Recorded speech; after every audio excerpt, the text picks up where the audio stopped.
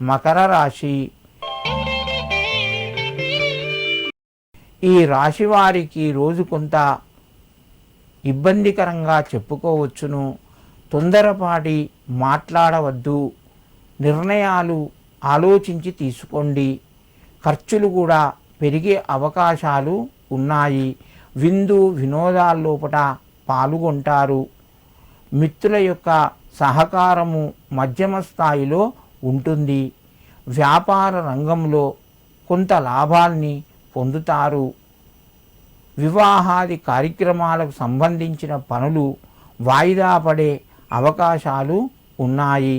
మకర రాశి వారు ఈరోజు దుర్గాదేవికి నమస్కరించి దుమ్ దుర్గాయే నమః అని చెప్పి లేదా దుర్గాదేవికి పసుపు కుంకుమ సమర్పించి మీ పనులు ప్రారంభించండి.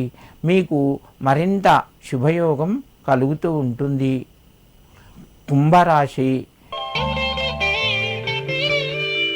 ఈ రాశి వారికి రోజు కొంత అనుకూలిస్తుంది.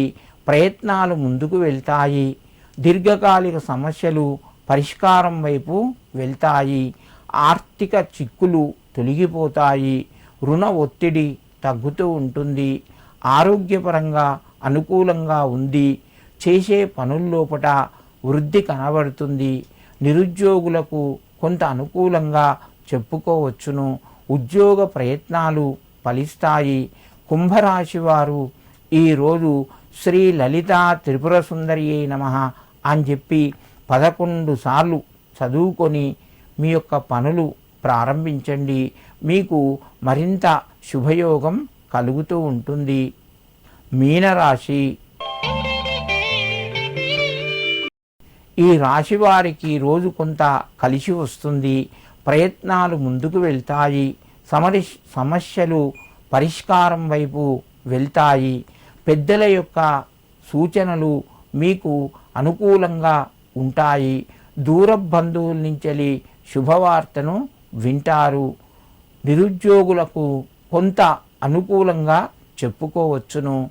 మీనరాశి వారు ఈరోజు ఆంజనేయ స్వామికి సింధూరాన్నిచ్చి శ్రీరామ దూతాయ నమః అని చెప్పి 11 సార్లు చదువుకొని మీ పనులు ప్రారంభించండి. మీకు మరింత శుభయోగం కలుగుతూ ఉంటుంది.